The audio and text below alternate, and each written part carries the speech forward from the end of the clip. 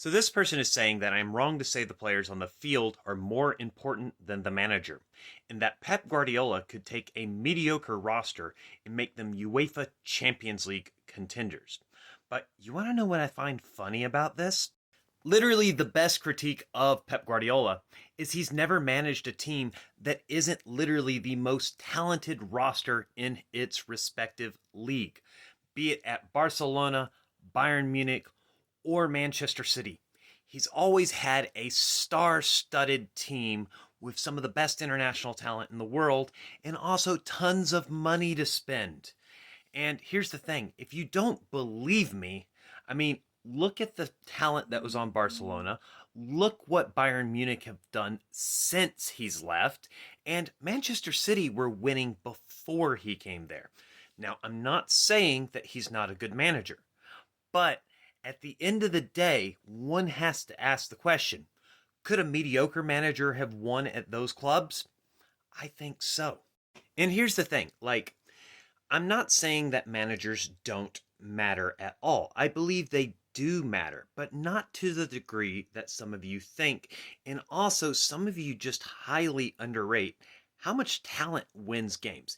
And the best way I can describe it is this: Luis Felipe Scolari, who was the coach for Brazil in the 2002 World Cup, and he's considered a great coach, one of the all time greats. He has an anecdote of when he was going into the locker room. He had a prepared tactical plan for Brazil, and he walks into the locker room. He sees Ronaldo, Rivaldo, Ronaldinho Gaucho, Cafu, Roberto Carlos, all these amazing players. He takes his notes out of his pocket that have the tactical plans on it, wads them up in the ball, throws them in the trash, and tells them, go play. Now, this might be an extreme example, but it is proof that players on the pitch matter more than the manager. But what's a better way to see if a manager is a top manager? Well, let's look at Pep's closest rival. We're, of course, talking about the special one, Jose Mourinho. Jose Mourinho has been Pep's biggest rival for the argument of the best manager in world soccer for well over a decade now, especially when both of them were in La Liga, with Pep at Barca and Jose at Real Madrid, but also even when Jose was at Inter Milan and since then. And it seemed in recent times most people have allowed Jose Mourinho to fall into the shadow to where Pep Guardiola's reputation has only grown larger and larger. But I think there's some reason for that. That's not because Mourinho is necessarily a worse manager. Look at some of the teams he's managed. I mean, to start out, he was at FC Porto, and then, of course, he went to big teams: Chelsea, Inter, Real Madrid, Chelsea again. Then he went to a struggling Manchester United, Tottenham, and then Roma. And here's the thing: not all of these teams are huge, big money teams like Barcelona, Bayern Munich, and Manchester City, which are Pep's three teams he's managed. But he's had incredible success at pretty much all of them. FC Porto, absolutely brilliant. The Champions League and UEFA Cup victories in particular for a team from the Portuguese league. Then we all know what he did at Chelsea. Then, of course, Inter Milan. He wins the Serie A, UEFA Champions League. Real Madrid, he wins the league and a Copa del Rey.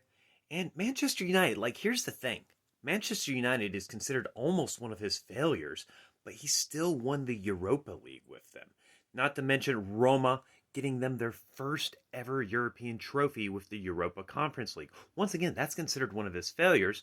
And Roma, while they're not one of the small teams of Italian soccer, they're also not one of the true rich big boys with Juventus, Inter, and AC Milan.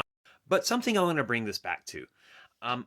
The role of the manager and how much it matters in soccer is highly, highly debated amongst experts. And there are two extreme camps: the camp that states that the manager is above all the most important person in the entire club. And then there's the other one that thinks, well, the manager could be a chimp, and if the players are good, they're going to win. And I fall somewhere in the middle, but I'm going to be honest with you. I'm probably a little closer to the manager could be a chimp, then the manager is the most important thing in the world. And the reason is that at the end of the day, all the manager can do is select the players, inform them on how they should play, then hope they can execute it. You don't have a controller and get to control the players. The players have to do that on their own. The reality is the manager could even come up with the perfect tactical setup and the players just fail to execute it. And that happens all the time. But let's get back to why I made this video. Because arguably the most important thing for a manager is actually his ability to keep the players happy and keep a positive atmosphere on the team. And you know who does that really well, apparently? Greg Berhalter. I mean, read this right here from Yunus Musa. The group loves Greg because Greg loves the group. He helps us a lot outside the field, and that's key. The treatment as people first. We give everything for him on the field. And here's the thing. Musa is not the only player for USA men's national team that has stated similar. And this is one of the biggest qualities that a manager can have as a manager of an international team, is keeping the players happy and keeping them motivated to play for him. Now, once again, I'm not saying that Greg Berhalter is literally the best coach in the world or even the best coach that USA men's national team could get.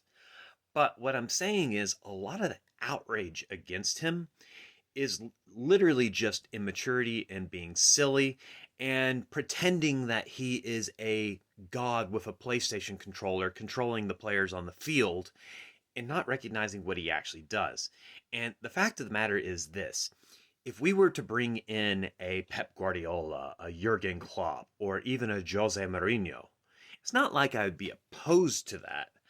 But if you expect any of those coaches to take the USA men's national team from what they're currently performing as to contenders to actually win the World Cup, I think you're delusional. And I'm very optimistic for USA soccer, and I hope I can be proven wrong and we can win the 2026 World Cup. That would be freaking awesome. But at the end of the day, talent on the field is probably 90% of the ball game. And while I love our players, when we look at them, we're not there yet. I think we will be. It's just not in time for 2026. Maybe in the 2030s, in the 2040s, but not 2026, unfortunately.